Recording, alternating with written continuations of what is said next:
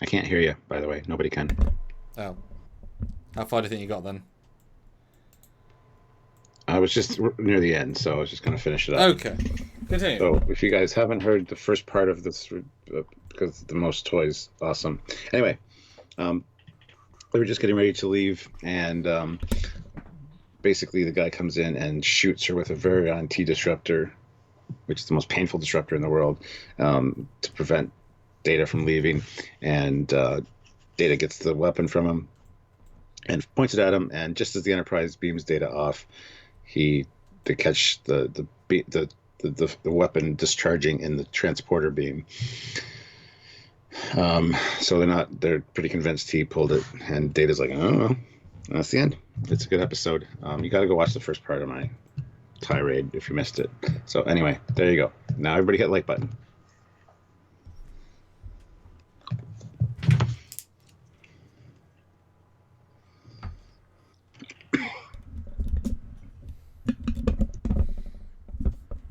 Sorry about your being cut off there, Stuart. That's okay. Hopefully they heard the first part. If you haven't heard the first part, go check out the last part of the last one because it was really good. I was really doing well on that one. I was just finishing up too when it. Boo. Most toys. Fajo.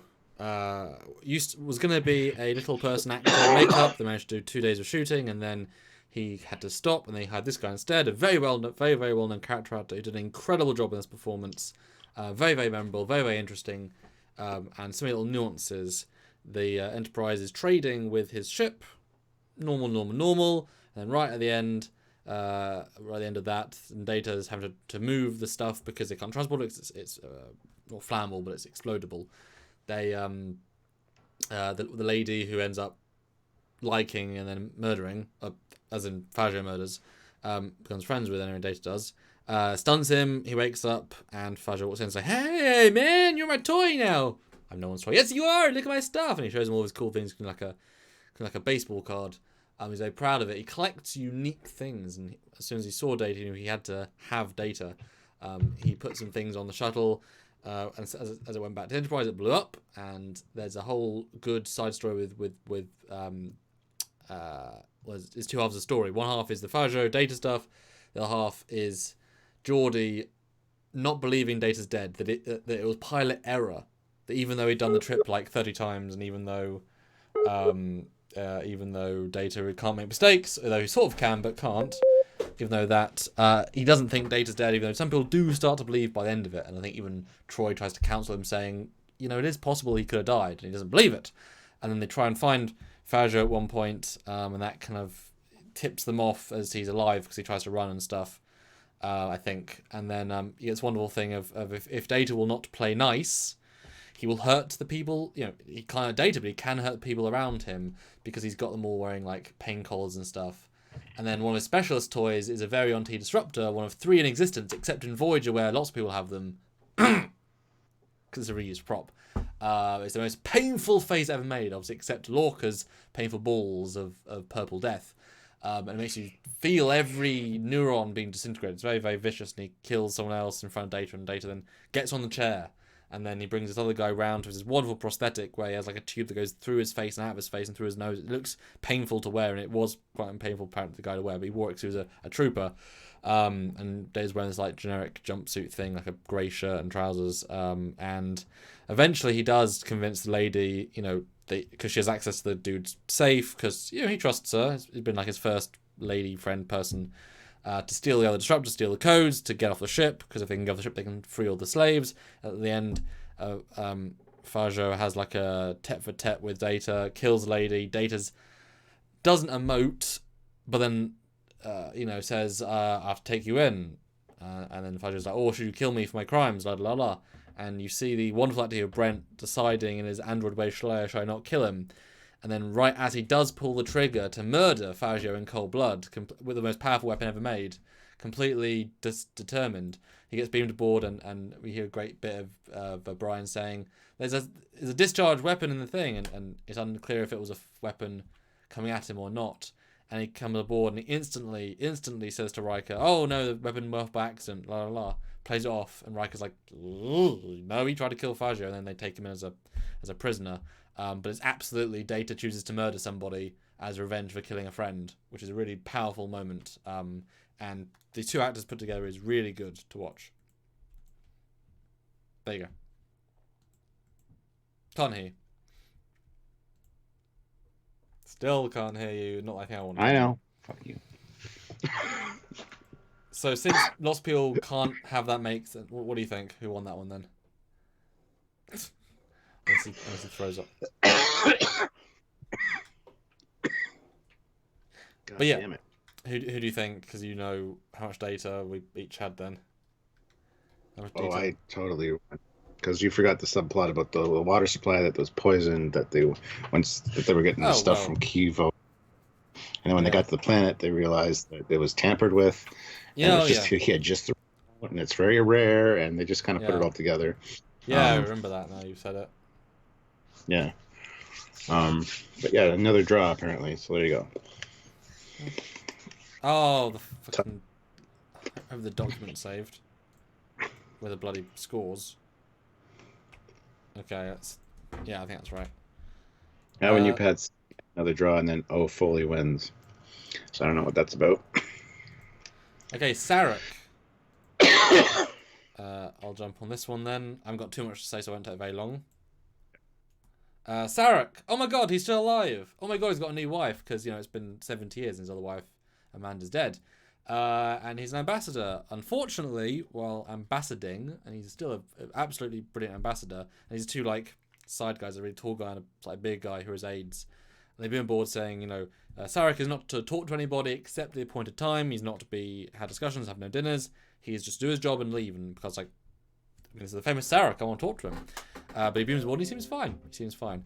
Goes to his quarters and turns out, no, he's at the very end stage of his life where he cannot, the repression or the repression of emotions, he can't do anymore, except with massive meditation and massive concentration to the point only a certain amounts of time he can even do it. And I believe the tall guy is also a Vulcan, helps him with that a little bit.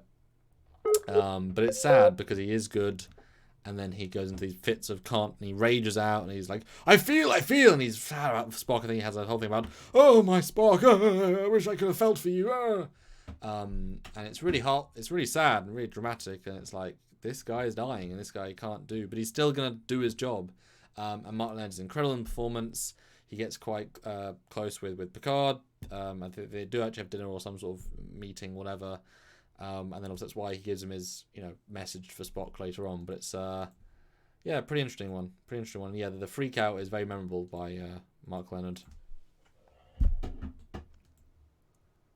Not much to say, huh? All right, Sarek comes on board for some negotiations, and there's a lot of violence going on. People are freaking out on each other and getting in arguments. And I think Wesley gets slapped at one point by his mother, which is awesome. And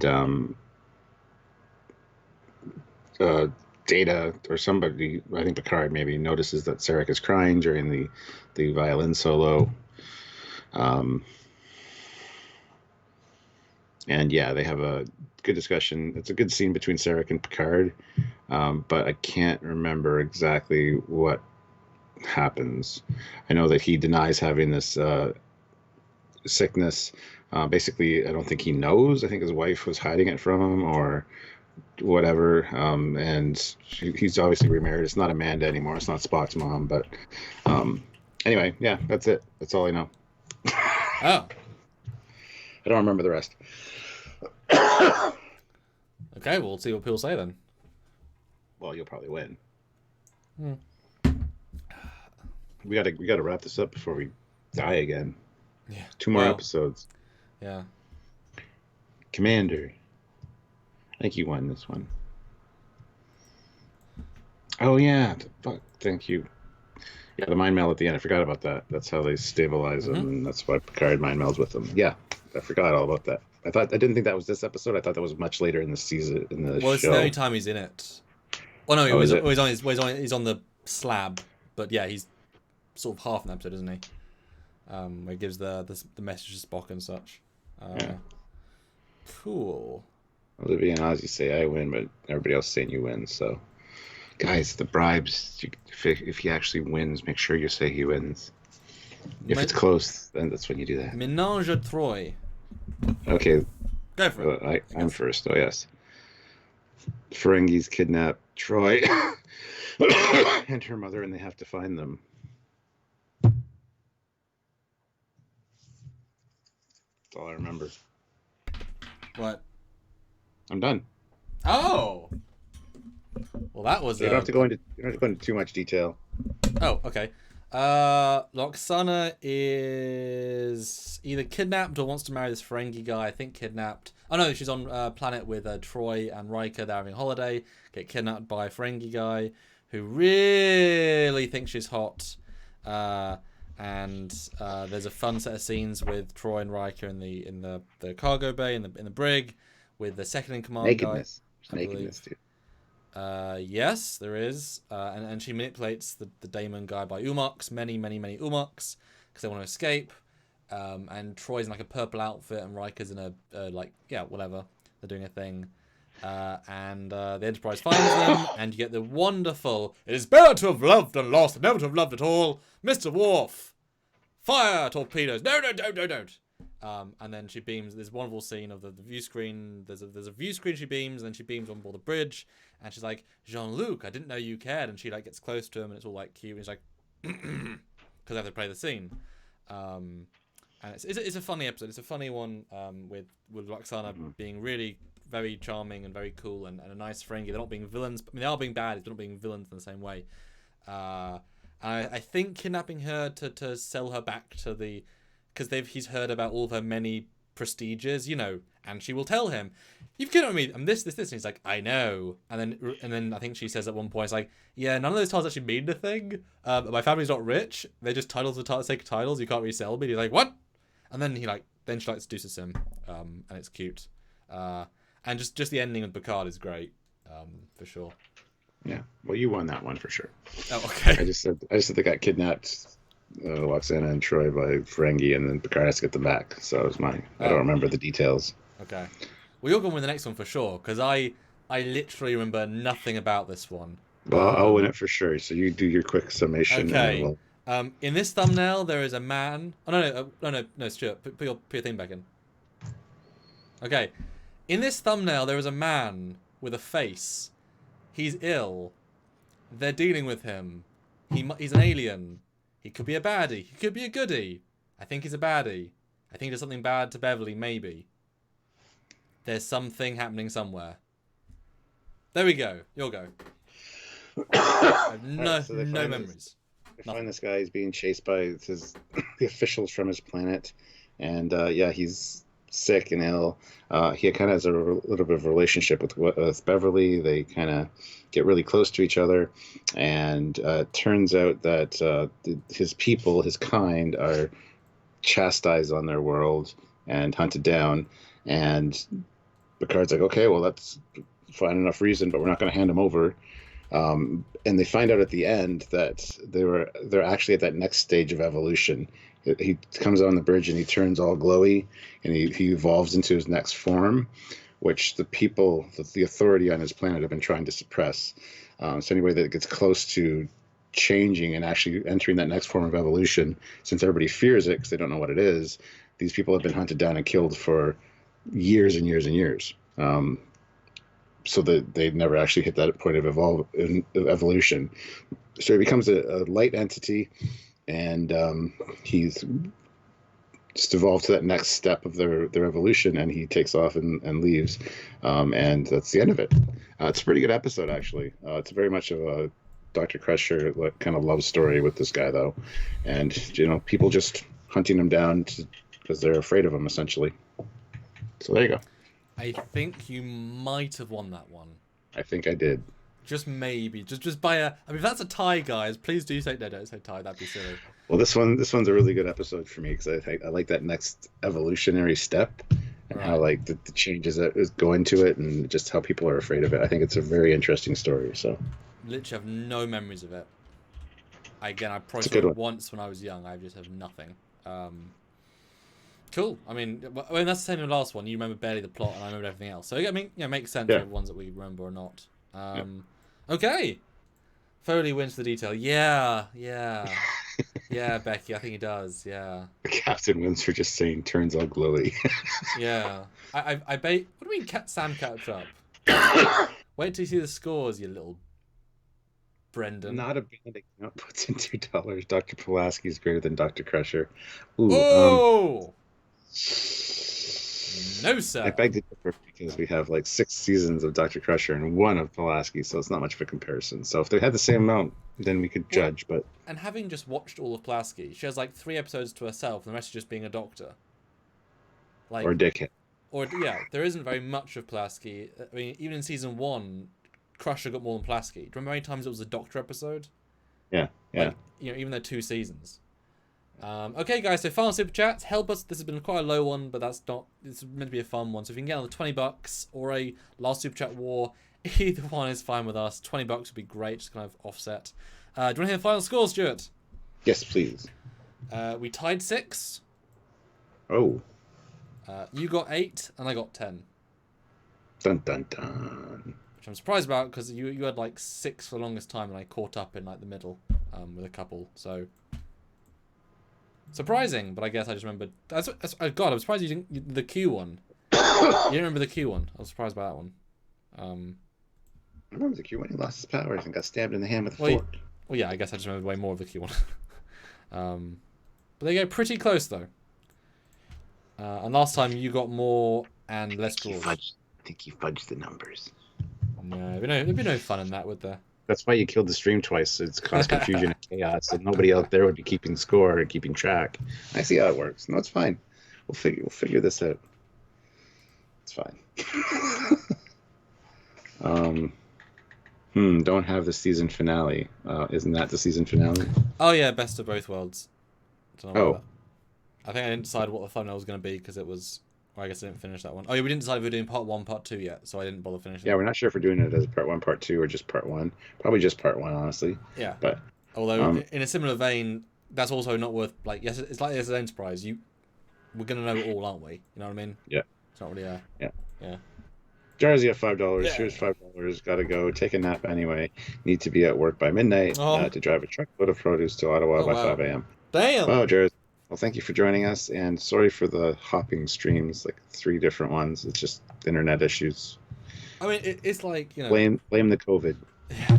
Well, it's like how many hundreds of streams have we done, and we've probably got less than 12 that have problems. I always hate that when it's just like your bitch is like, come on. Yeah. Colin Barrett. Now compare those episodes to season 2. Incredible improvement in plot and storytelling. Season 2 had some really good ones. It's probably more on average better in this season, but I mean that's just because the average has gone up. Apart from the ones I just don't know anything about in this season that I can't speak to. Yeah. Dimas Alves, $5. Enjoyed the game. Actually made it on time. Thank you, and thank you for joining us for the other. Thank you. Sticking with us for sure. Yeah. But drive safe, Jersey. Yeah. Be careful. Yeah, but that was fun, Stuart. It was. I know it takes a little bit of time, but it's definitely a totally different format to what we're not used to doing. Yeah. I obviously we only really saw one side. It'd be fun to watch that back in like a year's time and say. That's the stuff that you save for the archive, What do we think in our haven't seen them for years impression? Yeah, exactly. Yeah. So yeah, I guess guys, tune in this week for some TNGs and something else perhaps. Do go back and watch yesterday's Star Trek Online episode. It's kicking off. They're definitely worth watching. We love Stowe. Stowe loves us. 8.9 thousand views since yesterday. So wow, doing very well. And tomorrow will be our look at Evolution. Our review, and Wednesday we might have a special thing for you guys lined up. Yeah, we'll let you guys know. We'll keep a look of the page as always. But yeah, I guess you're gonna go have dinner. I'm gonna go have second dinner because I get hungry late in the evening. I'm gonna make some more notes on a fan film we're gonna make notes for. So that's my evening. Alrighty. All right, thanks everyone. See you soon. Bye guys. See you soon. Cheers, Stuart. Tomorrow. Bye. One morning because we're going to film and talk about ships. Yeah. Scripts. That's what you think. Bye.